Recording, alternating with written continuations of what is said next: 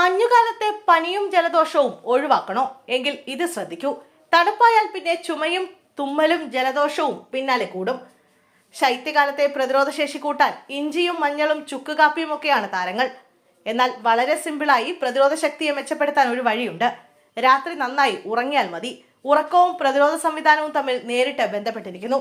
നമ്മൾ ഉറങ്ങുമ്പോഴാണ് പ്രതിരോധ കോശങ്ങളെ ചലിക്കാൻ സഹായിക്കുന്ന ഹോർമോണുകളെ ശരീരം പുറത്തേക്ക് വിടുന്നത്. പലതരം അണുക്കളെ ശരീരം കൈകാര്യം ചെയ്യുന്നതും അവയവങ്ങളുടെ കേടുപാട് തീർത്ത് ശരീരത്തെ ഊർജ്ജസ്വലമാക്കുന്നതും ഉറങ്ങുമ്പോഴാണ്. അതുകൊണ്ട് തന്നെ ഉറക്കം നഷ്ടപ്പെടുന്നവരുടെ പ്രതിരോധശേഷി ദുർബലമായിരിക്കും. ഇവർക്ക് പലതരത്തിലുള്ള രോഗങ്ങൾ വരാനുള്ള സാധ്യതയുണ്ട്. ദിവസവും 8 മണിക്കൂർ വരെ ഉറങ്ങണമെന്നാണ് ആരോഗ്യ വിദഗ്ധർ നിർദ്ദേശിക്കാറ്. എന്നാൽ ഏതെങ്കിലും 8 മണിക്കൂർ ഉറങ്ങിയാൽ പോരാ. ഉറക്കത്തിന് ഒരു ക്രമമുണ്ടാക്കുന്നത് ഉറക്കത്തിന്റെ ഗുണനിലവാരം മെച്ചപ്പെടുത്താൻ സഹായിക്കും.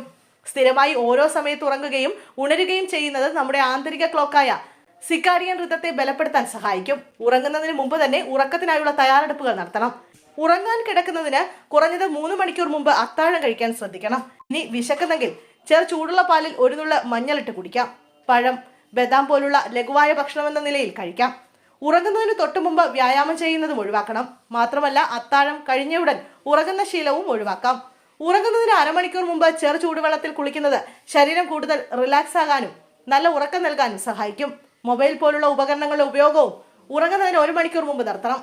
സുഖകരമായ താപനില മുറിക്കുള്ളിൽ ക്രമീകരിക്കുന്നത് ഉറക്കത്തെ പ്രോത്സാഹിപ്പിക്കും. മാത്രമല്ല ഉറങ്ങുന്നതിന് മുമ്പ് ലൈറ്റുകൾ ഡിമ്മാക്കുന്നതും നല്ലതാണ്.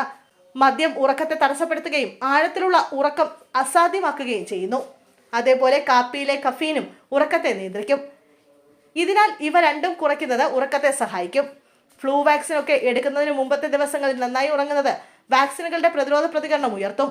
ഇതുവഴി ശരീരത്തെ ഒരു പരിധിവരെ നമുക്ക് രോഗങ്ങളിൽ നിന്ന് തടയാനും സാധിക്കും.